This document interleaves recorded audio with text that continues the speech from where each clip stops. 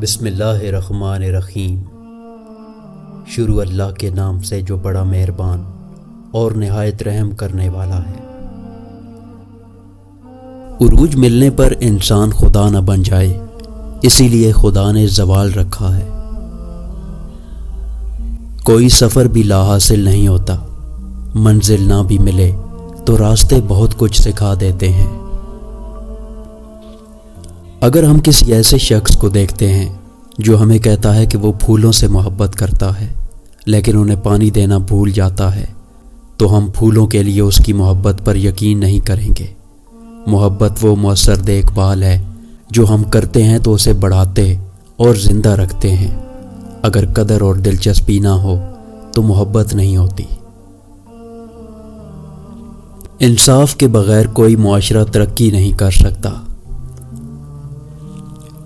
دنیا میں سب سے بھاری چیز خالی جیب ہوتی ہے، چلنا مشکل ہو جاتا ہے۔ اگر آپ صحیح ہیں تو کچھ بھی ثابت کرنے کی ضرورت نہیں، بس صحیح بنے رہیں، وقت خود گواہی دے گا۔ حوصلے زندگی کے دیکھتے ہیں، چلیے کچھ دیر جی کے دیکھتے ہیں۔ نیند پچھلی صدی سے زخمی ہے، خواب اگلی صدی کے دیکھتے ہیں۔ مکمل انسان وہ ہے جس کے پاس نصیحت کے لیے الفاظ کے بجائے اخلاق، عمل اور بہترین کردار ہو۔ کہتے ہیں کہ وقت کے ساتھ ہر زخم بھر جاتا ہے، مگر سچ تو یہ ہے کہ ہم درد کے ساتھ جینا سیکھ جاتے ہیں۔ ایک شخص نے حضرت رضی اللہ تعالیٰ عنہ سے پوچھا کہ یا علی، ہمارے دل میں ایک دوسرے کے لیے اتنی محبت کیوں پیدا ہوتی ہے؟ کوئی اجنبی جسے ہم جانتے بھی نہ ہوں، اکثر وہ ہمارے دل کو اتنا اچھا کیوں لگتا ہے؟ حضرت علی رضی اللہ تعالیٰ عنہ نے فرمایا، اللہ تعالیٰ نے دنیا قائم کرنے سے پہلے تمام انسانوں کی روحیں پیدا کی اور تمام روحیں ایک جگہ جمع کی تھیں۔ وہاں پر جو روحیں ایک دوسرے کے بہت نزدیک تھیں، جب وہ دنیا میں ایک دوسرے کے سامنے آتی ہیں تو محبت پیدا ہوتی ہے۔ اصل میں روحوں کے ملنے سے محبت پیدا ہوتی ہے۔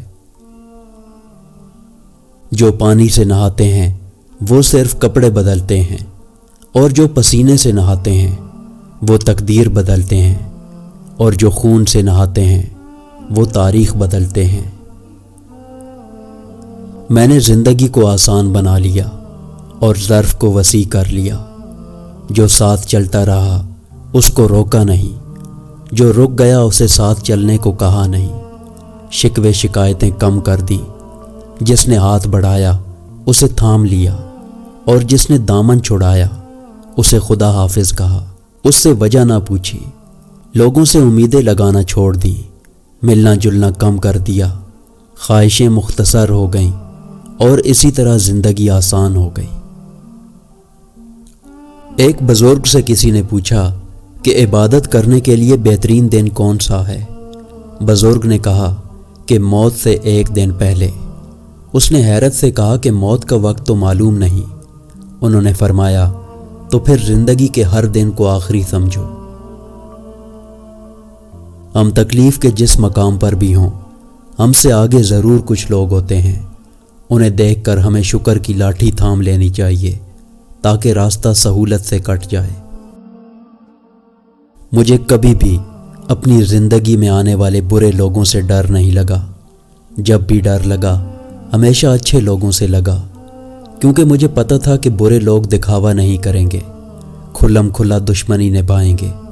لیکن اچھے لوگوں کا کیا پتہ کب کہاں کیسے کون کس وجہ سے برا بن جائے؟ کیا پتہ کسی کا کون کب اعتبار توڑ کر منہ کے بل گرا دے، کون کب فرشتے سے شیطان بن جائے۔ ایک بات ہمیشہ یاد رکھنی چاہیے کہ شیطان بھی تو پہلے ایک فرشتہ ہی تھا۔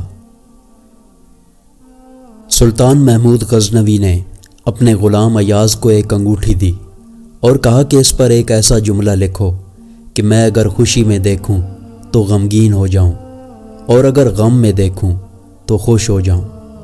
غلام ایاز نے لکھا کہ یہ وقت بھی گزر جائے گا۔ ڈر اور خوف انسان کو کسی نہ کسی کا محتاج بنا دیتا ہے۔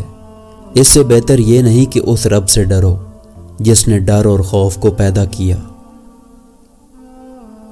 زندگی میں ایک چیز ہوتی ہے جسے کمپرومائز کہتے ہیں۔